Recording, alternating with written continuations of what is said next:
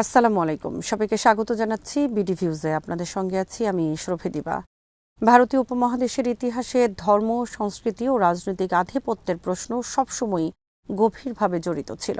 বিশেষ করে মুসলমানদের ধর্মীয় পরিচয়, তাদের জীবনযাপন ও সাংস্কৃতিক অধিকারকে কেন্দ্র করে বহু সময় সংঘাত সৃষ্টি হয়েছে।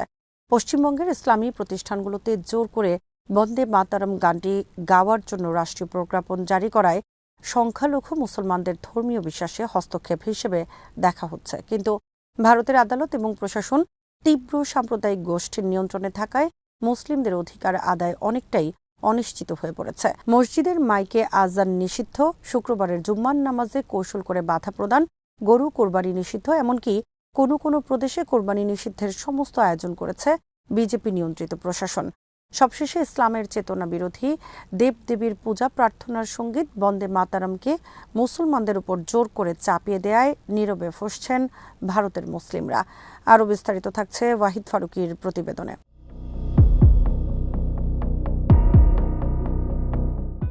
শব্দগত অর্থে বন্দে মাতরম মানে মাতৃভূমিকে প্রণাম করা হলেও এর পূর্ণ গানে মাতৃভূমিকে দেবী দুর্গা রূপে উপস্থাপন করা হয়েছে।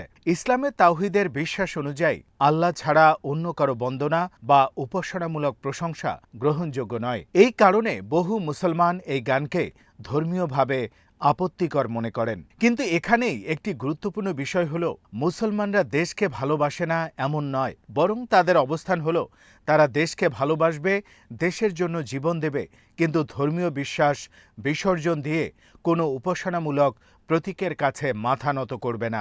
ভারতীয় মুসলমানদের অনুভূতি হলো, আমরা মুসলমানরা দেশমাতাকে পূজা করব না, কিন্তু দেশের জন্য নিজের জীবন বিলিয়ে দেব।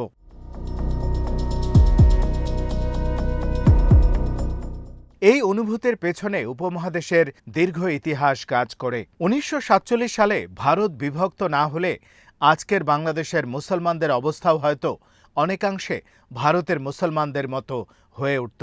অথচ বর্তমান সময়ে উপমহাদেশের মুসলিম সমাজের একাংশ ১৯৪৭ সালের বিভাজনকে শুধু রাজনৈতিক ট্র্যাজেডি হিসেবে দেখেন, কিন্তু সেই বিভাজনের পেছনে মুসলমানদের নিরাপত্তা, ধর্মীয় স্বাধীনতা এবং সাংস্কৃতিক অস্তিত্ব রক্ষার প্রশ্নটিকে গুরুত্ব দেন না। বাস্তবতা হলো, ১৯৪৭ সালে পাকিস্তান রাষ্ট্র সৃষ্টি না হলে ১৯৭১ সালে বাংলাদেশের স্বাধীন রাষ্ট্র হিসেবে জন্ম নেয়ার সুযোগও তৈরি হতো না। ইতিহাসের এই ধারাবাহিকতা অস্বীকার করা কঠিন।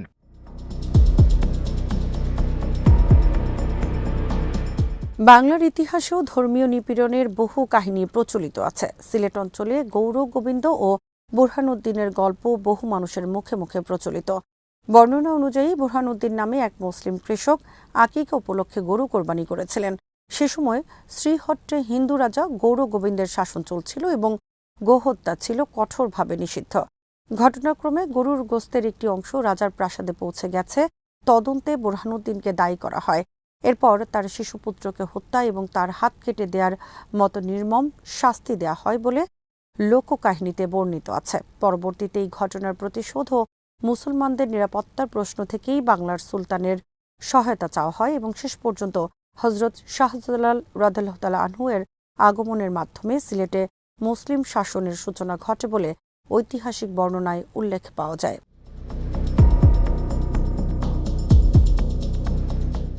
এই কাহিনী শুধু অতীতের একটি গল্প নয়, বরং অনেক মুসলমানের কাছে এটি ধর্মীয় স্বাধীনতা এবং অস্তিত্ব রক্ষার প্রতীক। বহু মানুষ শৈশব থেকে এই গল্প শুনে বড় হয়েছেন এবং মনে করেছেন যে ধর্মীয় পরিচয়ের কারণে নিপীড়ন উপমহাদেশে নতুন কিছু নয়। কিন্তু দুঃখজনকভাবে বর্তমান ভারতেও গরু ও কোরবানিকে কেন্দ্র করে মুসলমানদের বিরুদ্ধে উত্তেজনা ও সহিংসতার ঘটনা নিয়মিতই ঘটছে।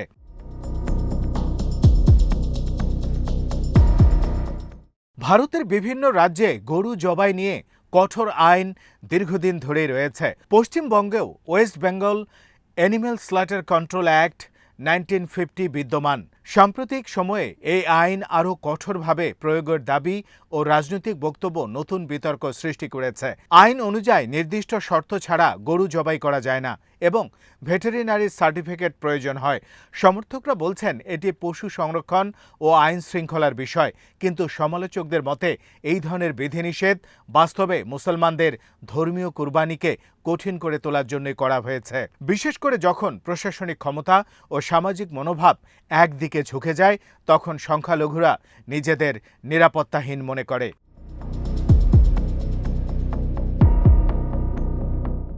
ভারতে গরুকে কেন্দ্র করে সহিংসতার ঘটনাও আন্তর্জাতিকভাবে আলোচিত হয়েছে। বিভিন্ন মানবাধিকার সংস্থা গত এক দশকে গরু সম্পর্কিত গুজব, পাচারের অভিযোগ বা কোরবানির ঘটনাকে কেন্দ্র করে গণপিটুনি ও হত্যার তথ্য প্রকাশ করেছে। উত্তরপ্রদেশে মোহাম্মদ আখলাক হত্যাকাণ্ড আন্তর্জাতিক সংবাদ মাধ্যমে ব্যাপকভাবে আলোচিত হয়। বহু ক্ষেত্রে শুধুমাত্র গুজবের ভিত্তিতেই সহিংসতা সংঘটিত হয়েছে বলে অভিযোগ রয়েছে। এই ঘটনাগুলো ভারতের মুসলমানদের মধ্যে ভয় ও অনিশ্চয়তা বাড়িয়েছে।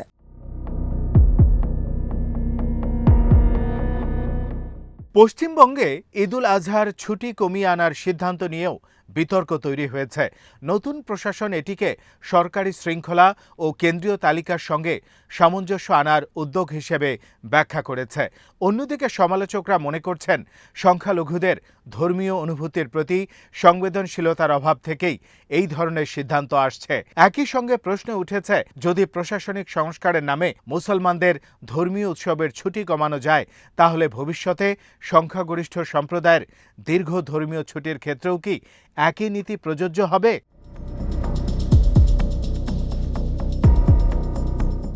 এখানে গুরুত্বপূর্ণ বিষয় হলো ভারত একটি বহু ধর্মীয় ও বহুজাতিক রাষ্ট্র। এই রাষ্ট্রের শক্তি তার বৈচিত্র্যে, কিন্তু যখন কোনো সম্প্রদায় বারবার নিজেদের দেশপ্রেম প্রমাণ করতে বাধ্য হয় তখন তা সামাজিক আস্থার সংকট তৈরি করে। ভারতীয় মুসলমানরা স্বাধীনতা সংগ্রাম থেকে শুরু করে রাষ্ট্র নির্মাণ পর্যন্ত প্রতিটি পর্যায়ে অবদান রেখেছেন। তারপরও তাদের একটি অংশের মধ্যে এই অনুভূতি তৈরি হয়েছে যে তাদের ধর্মীয় পরিচয় যেন তাদের সন্দেহের কারণ হয়ে দাঁড়িয়েছে।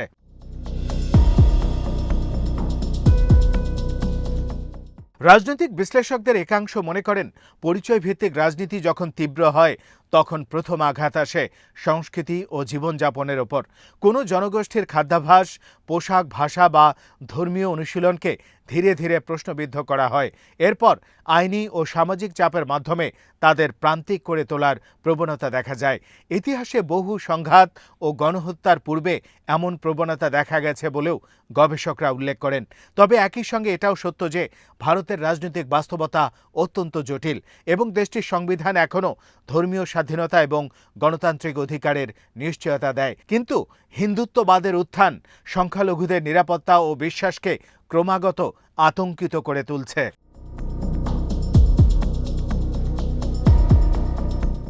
মুসলমানদের মধ্যে উদ্বেগ ক্রমাগত বাড়ছে। গরু কোরবানি, আজান, হিজাব কিংবা নাগরিকত্বের প্রশ্ন, এসব ইস্যুতে বারবার উত্তেজনা তৈরি হওয়ায় তারা নিজেদের সাংস্কৃতিক ও ধর্মীয় ভবিষ্যৎ নিয়ে চিন্তিত।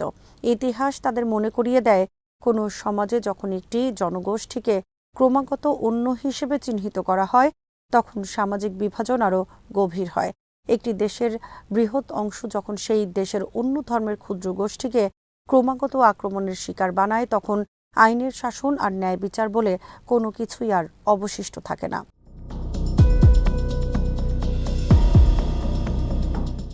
এই বাস্তবতায় সবচেয়ে প্রয়োজন পারস্পরিক শ্রদ্ধাবোধ, সাংবিধানিক ন্যায় বিচার এবং ধর্মীয় স্বাধীনতার প্রতি আন্তরিক সম্মান। উপমহাদেশের বহু রক্তপাত, বিভাজন ও প্রতিশোধের সাক্ষী। সেই ইতিহাস থেকে শিক্ষা নেয়ার অর্থ নতুন বিভাজন তৈরি করা নয়, বরং এমন একটি সমাজ গঠন করা যেখানে কেউই নিজের ধর্মীয় পরিচয়ের কারণে ভয় পাবে না, আবার অন্যের বিশ্বাসকেও অপমান করবে না। মুসলমানদের জন্য কোরবানি যেমন ধর্মীয় অধিকার, তেমনি অন্য সম্প্রদায়ের ধর্মীয় অনুভূতিকেও সম্মান করতে হবে। রাষ্ট্রের দায়িত্ব এমন এক ভারসাম্য রক্ষা করা যাতে কোনো সম্প্রদায় নিজেকে দ্বিতীয় শ্রেণীর নাগরিক মনে না করে।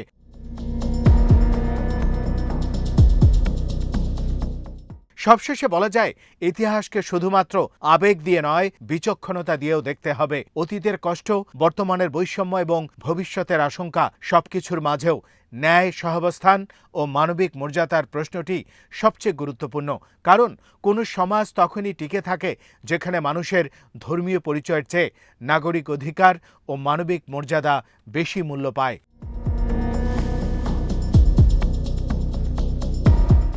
আজ এখানেই শেষ করছি। সবাই ভালো থাকুন, সুস্থ থাকুন আর দেখতে থাকুন বিডি ভিউজ। চ্যানেলটি ভালো লাগলে সাবস্ক্রাইব করুন। সংযুক্ত থাকুন আমাদের ফেসবুক পেজে। আল্লাহ হাফেজ।